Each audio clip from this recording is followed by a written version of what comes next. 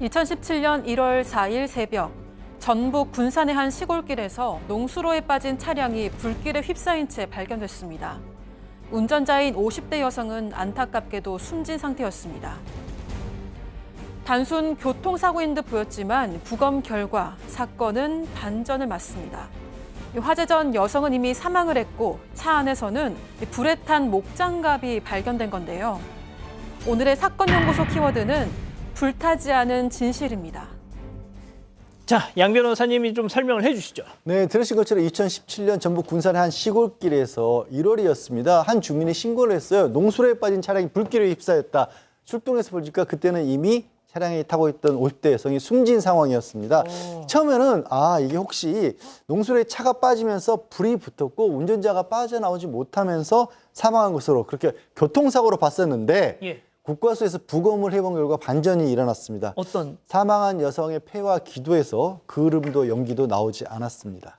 그러면은 불이 붙기 전에 이미 사망했던 상태였다. 네, 그렇습니다. 이제 왜 그러냐면 화재가 난 상태에서 본인이 숨을 쉬게 되면 그 숨 쉬는 그 공기 흡입에 따라 가지고 바깥에 있는 그 거스름, 즉 우리가 이제 매흔이라고 하는데 예. 그것이 이제 나중에 폐하고 기도에 이렇게 달라붙게 되거든요. 근데 이제 그게 없다라고 하는 것은 이미 불이 난 상태에서는 이미 사망했다라고 하는 것을 이제 그 과학적으로 증명이 되는 것입니다. 예. 또 이제 수상한 것은 또 있었는데요. 사실 차가 이렇게 부딪히는 것도 상당히 경미하게 부딪혔는데 불이 났다. 그렇기 때문에 왜 불이 났는지, 어디서 불이 났는지 국립과학수사연구원에서 이제 그 검사를 해보니까 감식을 해보니까 그 차량의 불이 바로 내부에서 시작이 됐다는 거죠. 그냥 불이 내부에서 시작이 되면 그러면 예를 들어서 어디에다 불을 붙였느냐?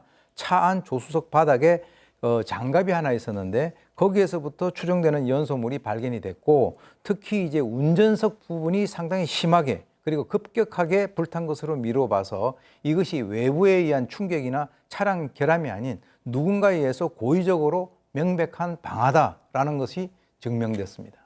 그러면 살해하고 방화한 범인을 잡아야죠. 네, 경찰은 사망한 여성의 사고 전 마지막 행적을 알아보기 위해서 주변 CCTV 등을 샅샅이 뒤지기 시작했습니다. 이 여성은 사건 당일 남편 최 씨와 함께 새벽 예배를 다녀오는 길에 사망했는데요. 그런데 집을 나설 때만 해도 여성과 같이 있던 남편이 왜 불탄 차량에는 없었던 건지 의문이 생기게 됩니다. 경찰이 남편에게 물었더니 새벽 예배를 마친 아내가 집에 데려다주고 냉이를 캐러 갔다면서 이 사망 사실은 경찰의 통보를 받고 알았다 이렇게 대답을 했습니다. 하지만 CCTV 속에 담긴 그날 남편의 행적은 달랐습니다. 이 차에서 불이 나기 4시간 전에 사고 차량 인근에 자신의 차를 갖다 놓고 택시를 2번이나 갈아타면서 집으로 돌아온 걸로 확인이 됐습니다. 남편은 아내 차로 함께 교회에 갔다가 돌아오는 길에 범행을 저지른 후에 미리 근처에 세워둔 자차로 귀가를 한 겁니다. 이때가 1월이었습니다. 엄동설안에 꼭두 새벽부터 냉이를 캐러 간다. 뭐 진짜 구멍이 숭숭 뚫려 있잖아요. 변명이 참 성의가 없는 그런 상황입니다.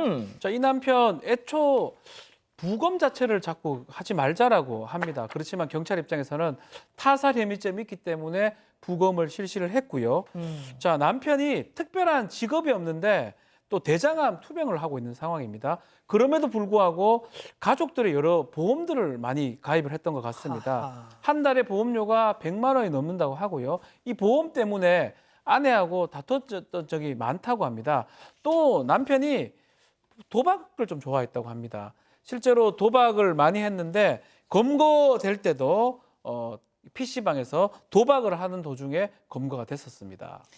자, 일단 범인은 가려졌는데 살해 동기가 뭡니까? 이혼을 안 해줘서 우발적으로 살해했다라고 주장을 했습니다. 왜 이혼이라는 게 왜 나오냐면 이 사람이 기초생활지원금을 받아야 되는데 그 수급 자격을 거치려면 위장이라도 이혼을 해야 한다라는 겁니다. 근데 아내가 거절했다라는 겁니다. 종교적 신념 같은 걸 이유로 들었다라고 해요. 그래서 그것 때문에 이 남편이라는 자가 아내를 살해하기로 계획을 잡았던 겁니다. 그래서 교회 같이 가는 척 나왔다가 인적이 드문 외딴 곳으로 유인을 했고 먼저 이 아내를 목을 졸라 살해한 다음에 이게 농수로에서 발견이 됐잖아요. 차를 농수로에 빠뜨리고 미리 준비해뒀던 인화물질을 뿌리고 목장갑에 불을 붙여서 던진 다음 도주를 했던 겁니다. 자, 아까 뭐 이 자막으로 나갔는데 오 교수님 진짜 우발이라는 말 이제 진짜 지긋지긋합니다 정말. 응? 그렇습니다. 저도 그렇게 생각합니다. 이 사람이 그렇게 얘기하는 것을 보면 참 가찮다라고 하는 표현 이외에는 달리 제가 어떤 표현법을 발견하기 어려운데요.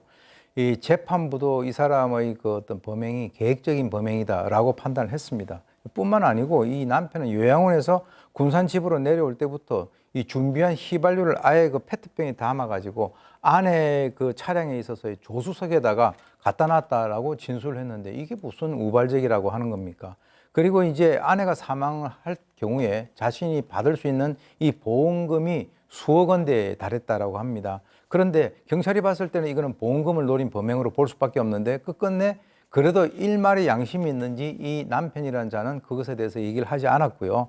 실제로 이제 사업 실패로 일정한 수입 없이 친척들로부터 지원을 받아서 근근히 생활하고 있는 심지어 암투병인 이 50대 남편이 자기를 간호했던 그 아내를 이렇게 살해했다라고 하는 것을 보게 되면 뭐 도박에 눈이 멀어서 그렇게 했다라고 저는 보는데 글쎄요, 죽음을 앞두고 있는 자가 대장암을 앓고 있는 이 사람이 자기 아내를 갖다가 살해하고 얼만큼 진짜 금시발복을 하고 호의호식을 하려고 이런 범죄를 저질렀는지 도무지 이해하기가 어렵습니다.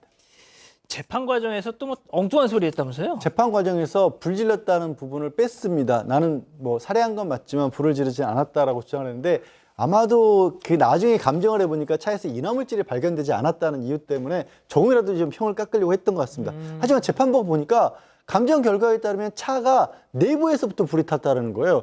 엔진이 이상이 있지도 않은데 어떻게 차가 내부에서부터 불이 붙습니까? 그렇죠. 그리고 인화물질이 발견되지 않았다고 하는데 휘발유는 불에 다 타버리고 나면 없을 수도 있는 상황이지 않습니까? 게다가 저 차 주변에 이 최 씨 말고는 다른 사람도 아예 없었다라고 합니다. 또 말씀드린 것처럼 처음에 수사기관에서는 자기가 불질렀다고 얘기를 했잖아요. 목장갑을 던졌다라고 차량 바닥에 장갑으로 추정되는 물질까지도 발견이 됐습니다. 이건 뭐 불낼 충분한 동기가 있다라고 법원에서는 봤습니다. 대장암 투병 중에 아내를 살해한 이자 법에 어떤 처분을 받았습니까? 자, 살인죄, 사체 손괴죄 등으로 기소가 됐고요. 살인, 사형, 무기 5년 이상 징역에 처할 수가 있습니다.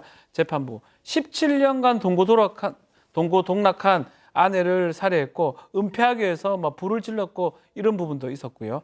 끝까지 자신이 하지 않고 아내가 운전하다가 교통사고 낸 것처럼 얘기하면서 범행 이후에는 아주 태연하게 도박 게임을 하러 갔다는 거, 또 범행을 부인하다가 나중에 자백했다는 거, 그리고 우발적이다. 계속 그런 얘기를 했을 때 반성을 하지 않는다고 봐서 징역 30년을 선고했고요. 대법원에서 30년 확정이 됐습니다.